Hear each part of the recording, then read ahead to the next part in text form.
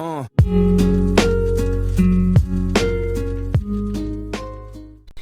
everybody, this is Robin's Breaking Gun Reviews. Just before we get into this video, I just want to say, if you like the content on my channel, please hit that like button. Also, if you're not a subscriber, please be a subscriber and join in the fun. We're almost at 1,000 subscribers, and any help I could get would be really happy.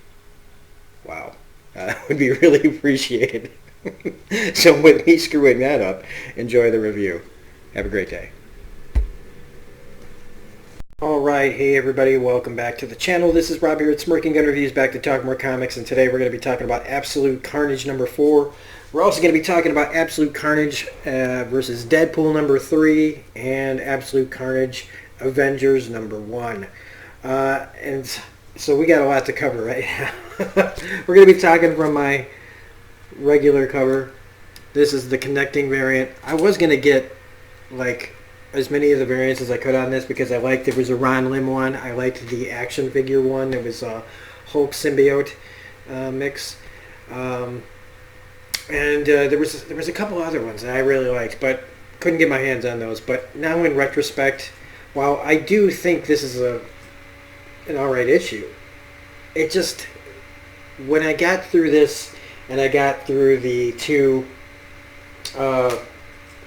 tie-ins that I got this week, I began to wonder again, like War of the Realms, like how necessary is all of this? Because I think in the end, Absolute Carnage is a great story about Eddie Brock and Venom. A little bit with Spider-Man that's kind of important.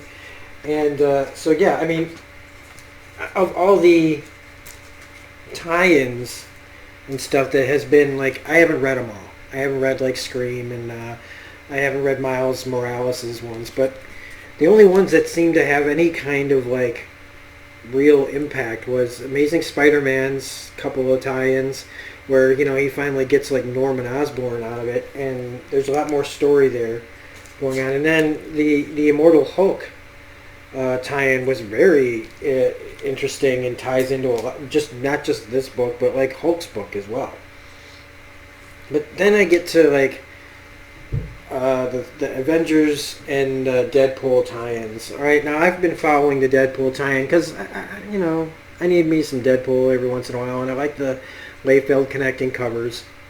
But that's really why I was buying it. It was just for the covers mostly, because once you get into this, it's just pointless, and it's just him, you know, going through the motions with, you know, Norman, who thinks he's, you know, Cletus, and how we get like a reunion of Spider-Man and Deadpool in this, where he, you know, kind of, they doing a little team up here, but not really, it's always their own thing. And then Deadpool like bails on Spider-Man, says he's not coming back to help him, then he does, in typical Deadpool fashion. The art is not, you know, is fine. But then he does this thing where he puts a bomb in his spinal cord. Spoilers for these books, by the way. He puts a bomb in his freaking spinal cord right there.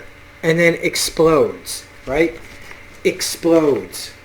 And then what do we do? Like just a couple of pages later, he finds him literally just blown in half. Like he's fine. Doesn't have his legs, but that's all that happened.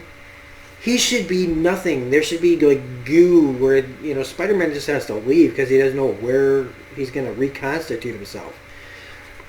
It's a, you know, complete cash grab that did nothing for the overall story. Has no reaching things. And then the same kind of can be said about this, the Avengers tie-in, where this just kind of explains how they ended up where they end up in helping Venom. Or this is just them getting to where Venom is. Did we really need this story at all? No, we didn't. We didn't need any of this in here. Like, they were just trying to, it felt like it was starting like Immortal Hulk's tie-in, where they at least wanted to explain why Bruce is there when he's got so much going on. So they're trying to control the continuity. I do like that. Like, explain, but they don't really, you know, they don't say why Wolverine's there. They're just, you know, Wolverine's just there, and then Cap's there, and the only interesting thing really in this book is Hawkeye's story that I thought would go somewhere, but really it was just they needed somebody in San Francisco to tie things together. So since he's the West Coast and the West Coast Avengers, they have the symbiotes attacking him, and he's the guy who can go turn off this other beacon. And then that's it. It's just a lot of talking, a lot of explaining exposition, a lot of talking like hero stuff. Like, this is the kind of thing you give a kid that doesn't really know that much, and if you want to get the gist of like certain characters' motivations, like you want to hear Cap talk like Cap, and you want to hear Wolverine talk like Wolverine. You just want a basis, like a baseline comic book that if you've never read a comic, you might get something out of this. But otherwise, if you're a long-time comic fan, it's like they're telling you nothing that you haven't already heard. But like I said, at least the Hawkeye story is doing its own thing. He's on his own. It's kind of a suicide mission. Meanwhile, the rest of them are just going through their usual motions of being heroes in a big old crossover event like War of the Realms, where they're just kind of fighting and talking and being themselves. But Hawkeye, at least, he finds like the beacon and finds the underground city of San Francisco, which will probably help him later in West Coast Avengers, however long that lasts. So I mean, at least there's something else going on here, although slightly, because it just keeps cutting back and forth to what everybody else is doing. But it's all pretty generic, and nothing's really solved at the end except that the beacons are turned off, and you have to read Venom number 19, which of course I'm going to do because I love Venom's book. Venom number 19 will have a tie-in to that, which I get, yeah, Venom's tie-ins, of course, are going to be important to Absolute Carnage. But these aren't necessary. I picked it up. I actually, honestly, this came with my subscription because I forgot to unsubscribe to this book before it came out. But let's get to Absolute Carnage proper now, as I go on that rant. So yeah, I gotta find it in all this pile of books. So Absolute Carnage number 4, although I do find it fine, it's alright, it wastes the opportunity of Hulk and Venom combining. It absolutely is wasted here.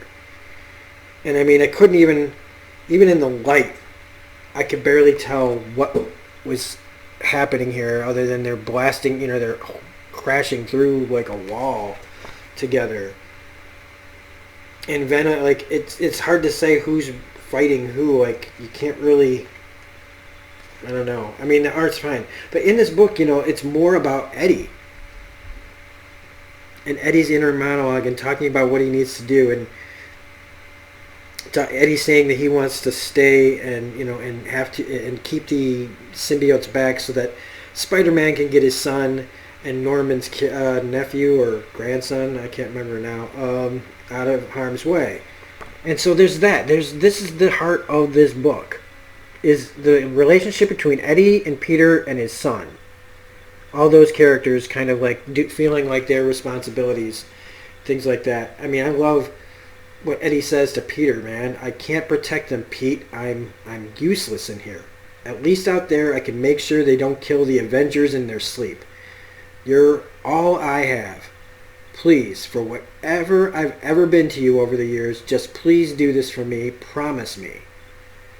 And I mean, the look on his face there in this panel, right here, that absolute look of like giving over to what, like he's humble talking to Pete. There is no animosity or anger or anything there. He's grown as so much as a character that I'm really not looking forward to when they decide to change him. And he goes to town. He's got Cap's shield, and he's got other weapons from other characters, and he goes off to fight. And it's great. He finds Miles.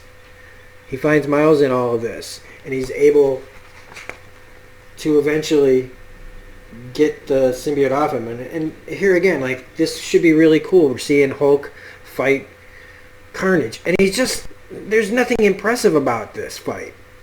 It's just Carnage completely going toe to toe against the Hulk and Venom. This was supposed to be something that really gave Venom a challenge, but with only a 5-issue event mixed with all these tie-ins, they didn't give this part a chance to show how cool it would be if Venom mixed with the Hulk. And we got Carnage jumping into Banner's brain, which, maybe that'll have consequences later on down the road, but that's down the road, man. I want to see some Hulk smashing Carnage to bits. This would have been a better, almost last issue of Hulk, ultimately Hulk and Venom fighting Carnage. It makes me think of what's happening in Dead Man Logan right now, where Cage is holding, accidentally touched Thor's hammer and became Thor at the end. For the big last issue, something major, cool happening like that. This, it just feels very wasted. But again, like I said, Venom does use what he talks about Miles and them and him, and how Miles had the stinger, and he uses it against the symbiote that's attached to Miles to free him, and then their relationship and their conversation here of getting into the fight and talking about what has to happen, and giving a little bit of exposition about Carnage gets stronger with every codex he takes. He gains a small piece of power. So far, he's only been able to reabsorb them one at a time. But Brock, if he takes your symbiote from Hulk, if he gets Venom, he'll be unstoppable. And then even like this, just like the fight barely happened, he rips Venom off of Banner. And now he's just holding Banner there. And I don't know how that worked, that he was able to just stop Banner from being Hulk because he got into his brain with his thing. And although it's an impressive looking art there, I don't know, man. I feel like this is kind of my least favorite issue when it should have been my favorite. And then, but it is also nice that Brock finds out from Captain America that he's not alone. That Captain America was kind of why are we helping Eddie Brock? Spider-Man, who held some clout with these people, was able to say, well, look, man, he wants him bad, he wants him to take him down just as much as anybody. And that's a big part of this, is Eddie talking about how he's not alone in all this. And we get all these kind of quick back and forths to everybody and what's happening in that moment. And Eddie,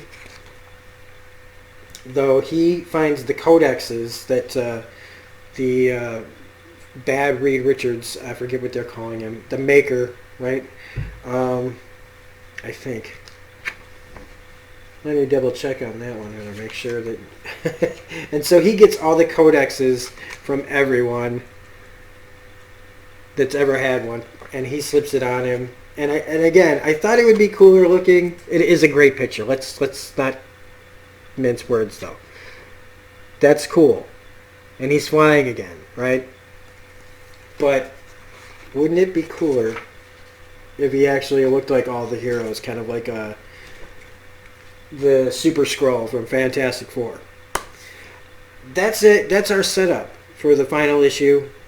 It's fine. It's just, but this issue did make me really question, the whole validity and the absolute cash grab that this is trying to be. Now, it's not on the same level as War of the Realms. That was ridiculous. But still, I felt like I was just skipping most of the tie-ins. And like I said, if it wasn't for the fact that I forgot to unsubscribe to Absolute Carnage Avengers, I would have canceled that already.